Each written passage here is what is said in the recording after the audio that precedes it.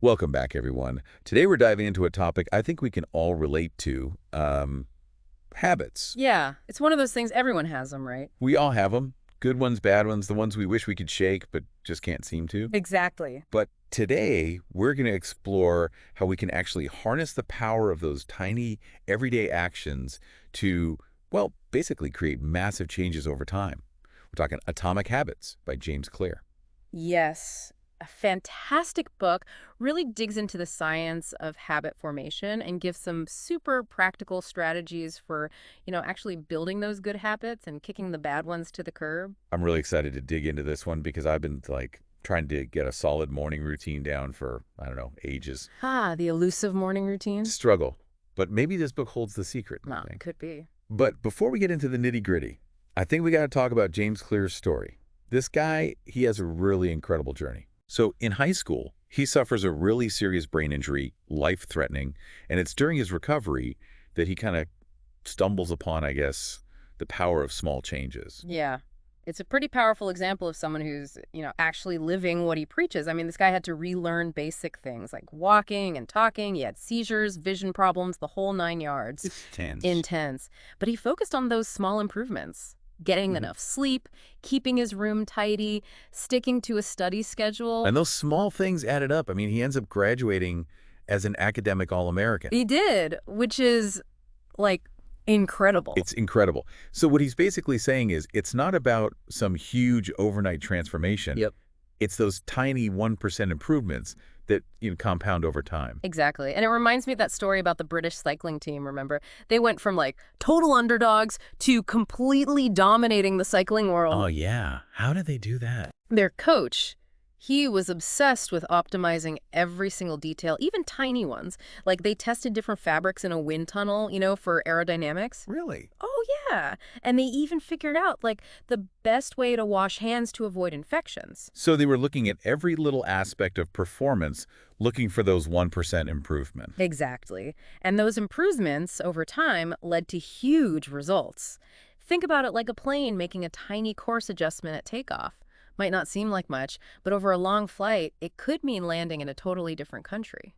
That's a great analogy. So what does this all mean for, for us regular people who just want to make some positive changes? Well, it means our daily habits, those little things we do without even thinking, are actually like building blocks. They're shaping our future selves. They're those tiny course adjustments for our own personal journeys. So if we want to reach a goal, it's not just about like setting this big audacious goal. Right. It's about the system. We need a system of habits that actually gets us there. Yes. It's about building those atomic habits that guide our actions and help us succeed. And Clear's big on focusing on our identity, who we want to become, not just what we want to achieve. I like that. So it's more about being than doing. Like instead of just wanting to lose weight, it's about seeing yourself as a healthy person. Exactly. Like, remember that story about the guy who couldn't stop biting his nails? He couldn't stop until he started seeing himself as a non-nail biter. That's so interesting. Okay, so how do we actually start building these atomic habits? Like, what's the science behind all of this? Well, habits are kind of like these automatic solutions our brains develop. Remember that psychology experiment, the cat in the puzzle box? Oh, yeah. The cat had to figure out how to escape to get a reward, right? Exactly. Yeah. Edward Thorndike, he noticed that at first the cat was just kind of, thrashing around randomly. But once it accidentally hit the lever that opened the door and got the reward, it started to learn. So the more it did it, the faster it got. Yeah, with each repetition, it got faster and faster at escaping. Eventually, it could escape in seconds, practically without thinking. So it became a habit, this Yeah. automatic response. But how does that apply to us? We're not cats stuck in boxes, right? True. But the principle's the same. Our brains are constantly looking for cues, predicting rewards, and automating actions. Just think about your own morning routine. Can you name like 3 things you do totally automatically without even thinking? Okay, I brush my teeth, make coffee, and definitely check my phone.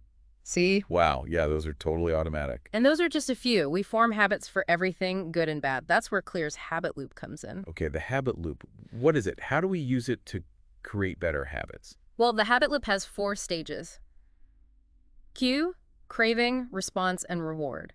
And once we understand these stages, we can actually change our behavior. All right, so let's break it down, starting with the cue. All right, so the cue, that's what sets everything in motion. It's the trigger.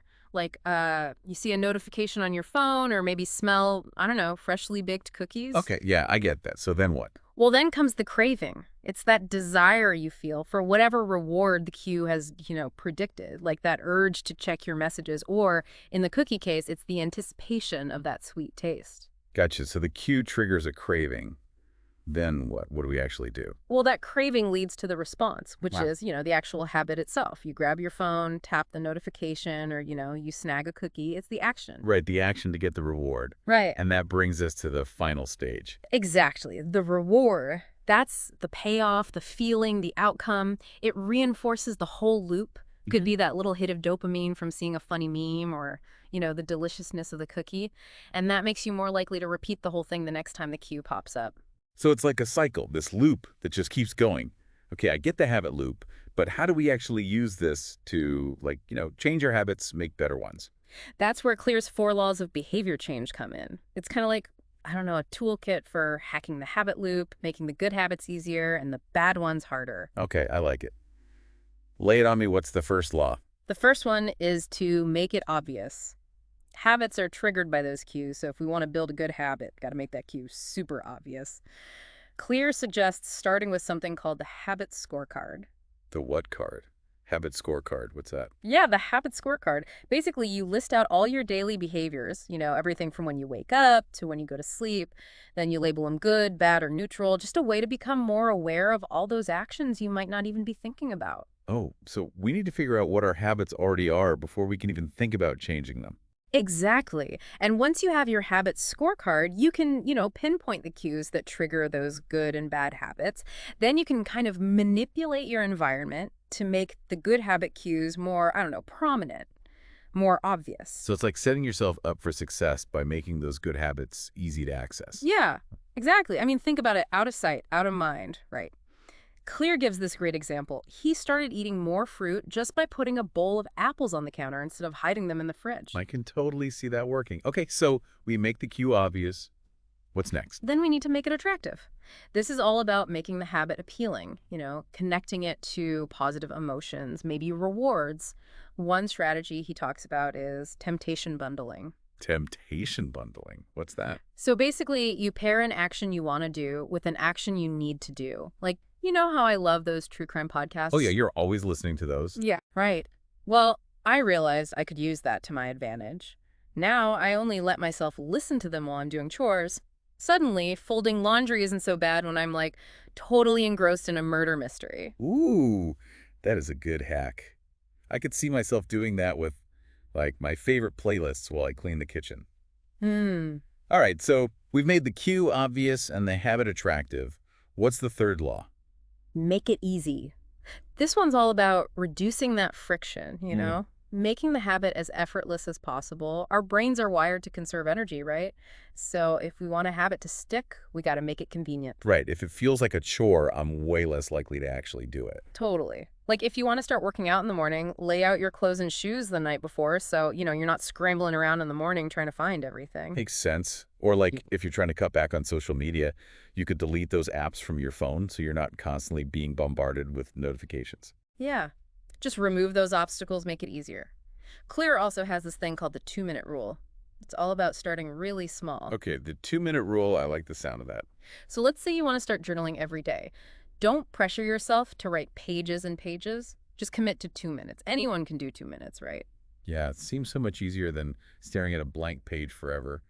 But what if you, get on a roll and want to keep writing? That's the beauty of it. Often you do just keep going once you get started. But even if you only do those 2 minutes, you're still reinforcing that habit loop. I like it.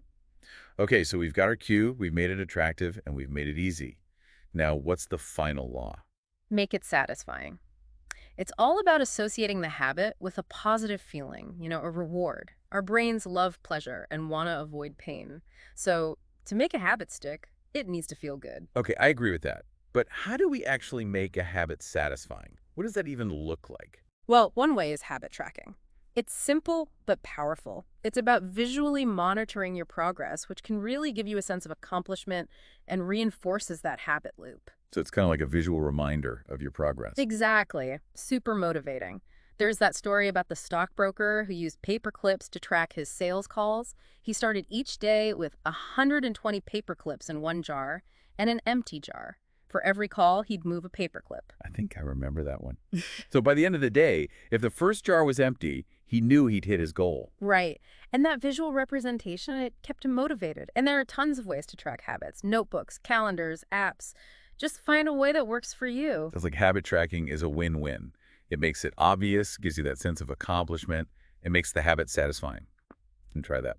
Okay, so we've got the 4 laws down, but sometimes, it feels like willpower just isn't enough. What about those times when we just can't seem to stick to the habit, even with the cues, the rewards, and the ease? Yeah, happens to all of us. That's where accountability comes in. Accountability. Like Yeah. bringing in some backup. A habit buddy. Yeah. Having someone to answer to can add that extra motivation, make it harder to, slip up. Remember that entrepreneur who had that habit contract? Ooh, remind me. He had to wear a ridiculous costume for a week if he didn't stick to his habits. Talk about motivation. Oh, that's amazing. I don't know about a costume, but I can definitely see the value in like a workout buddy or a group that supports your goals. Yeah. It's like built-in cheerleaders and accountability partners. Totally. Even just telling people about your intentions can create a sense of responsibility. And of course, there's technology, tons of apps to track your progress and share it with friends, like a virtual support system. Okay, so we've got the habit loop, the 4 laws, and accountability. Anything else we need to consider on this habit journey? Well, we got to talk about strengths. Finding your strengths and aligning your habits with them, it's like trying to fit a square peg in a round hole. If you're always working against your natural inclinations, it's going to be that much harder. So it's about finding habits that actually feel good to do, play to our strengths. Exactly. Imagine asking Michael Phelps to run a marathon. He's an amazing athlete, but his body's built for swimming, right? Yeah, good point.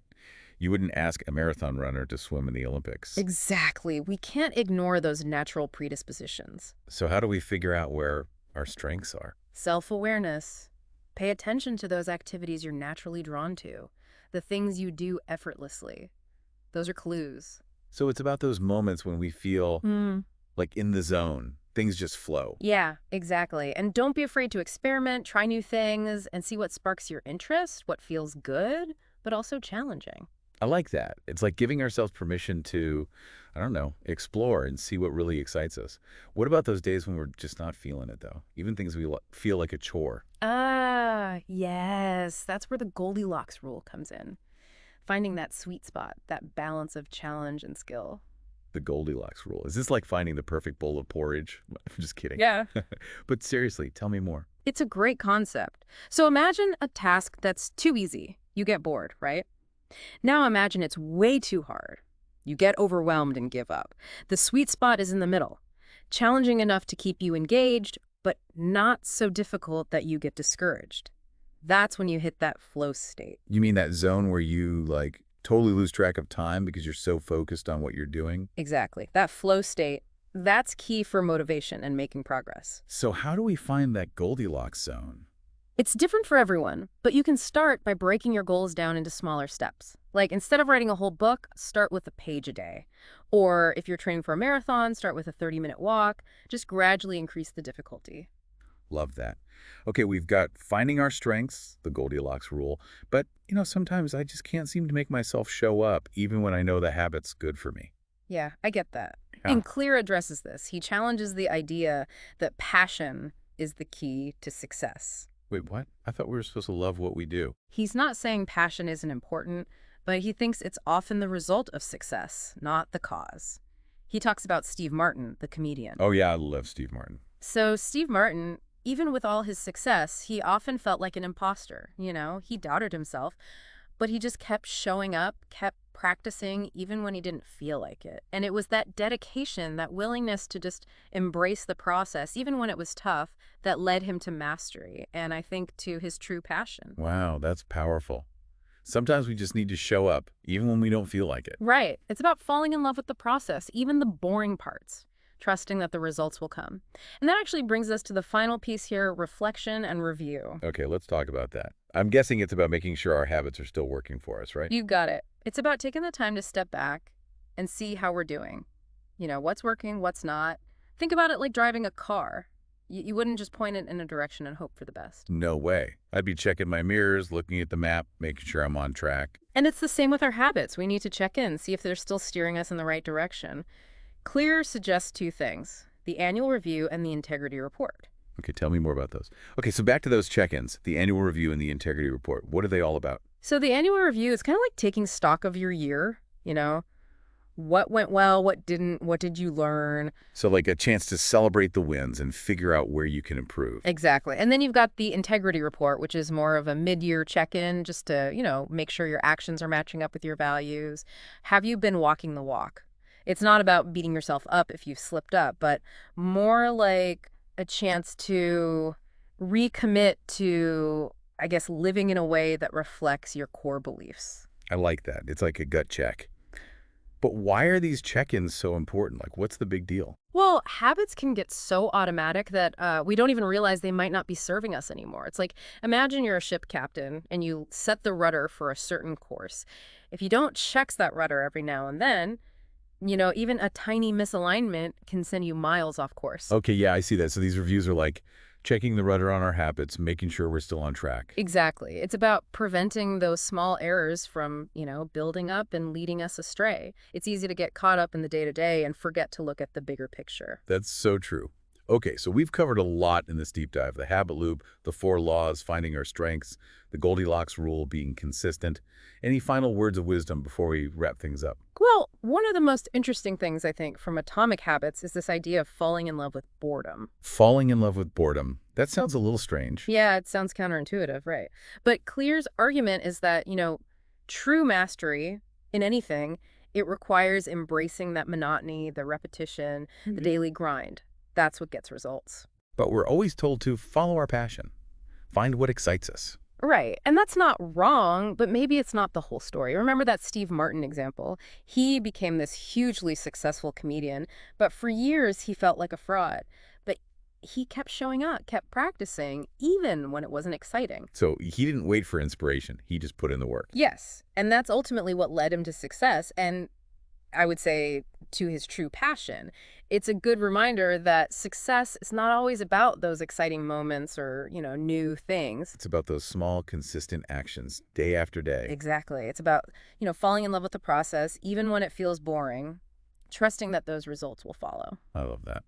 So as we wrap up our deep dive into Atomic Habits, I think the big takeaway for me is that small changes made consistently can have a huge impact. Definitely. It's about building systems, focusing on who we want to be and embracing those tiny gains. Absolutely. And don't forget to, celebrate those wins along the way and adjust course as needed. It's a journey. Well said. Yeah. I feel like I've got a much better handle on my habit goals now. Thanks for diving deep with me. My pleasure. Happy habit building, everyone.